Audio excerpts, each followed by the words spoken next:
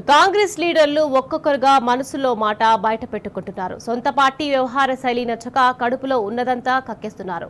ఒకవైపు కోమటిరెడ్డి రాజగోపాల్ రెడ్డి మైకు దొరికినప్పుడల్లా కాంగ్రెస్ ను కడిగి పారేస్తుంటే ఇక తాజాగా తిరుగుబాటు జాబితాలోకి సీనియర్ నేత చిన్నారెడ్డి కూడా చేరారు. కాంగ్రెస్ పార్టీ వ్యవహారంపై ప్రణాళిక సంఘం ఉపాధ్యక్షుడు చిన్నారెడ్డి సంచలన వ్యాఖ్యలు చేశారు. వనపర్తి నియోజకవర్గంలో కాంగ్రెస్ పార్టీని అవినీతి పార్టీగా మార్చారని మండిపడ్డారు. ఎమ్మెల్యే మేఘారెడ్డి పార్టీకి పెద్ద సమస్యలా తయారయ్యాడని, అభివృద్ధి పనులకు అడ్డుపడుతున్నారని చిన్నారెడ్డి తీవ్ర స్థాయిలో ధ్వజమెత్తారు.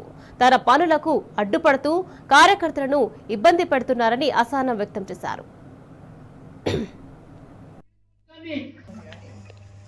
టికెట్ పొందిన వ్యక్తితో డబ్బులకు ఆశపడి నా టికెట్ను పక్కకు పెట్టారనేటువంటి మాట కూడా మీతో మనం చేస్తున్నాను. నేను చెప్పిన తర్వాత కూడా కొంత డబ్బులకు ఆశపడి నా టికెట్ కోశారు. ఇలా నా 45 సంవత్సరాలు నిర్మాణం చేసుకున్న రాజకీయ జీవితాన్ని ఒక్క వేటుతో కింద పడేశారనేటువంటి మాట కూడా మీతో నేను మనం చేస్తాను. నేను పడిపోతే పడిపోవచ్చు, కానీ ఇలా వనపర్తి నియోజకవర్గాన్ని పూర్తిగా నాశనం చేశారు.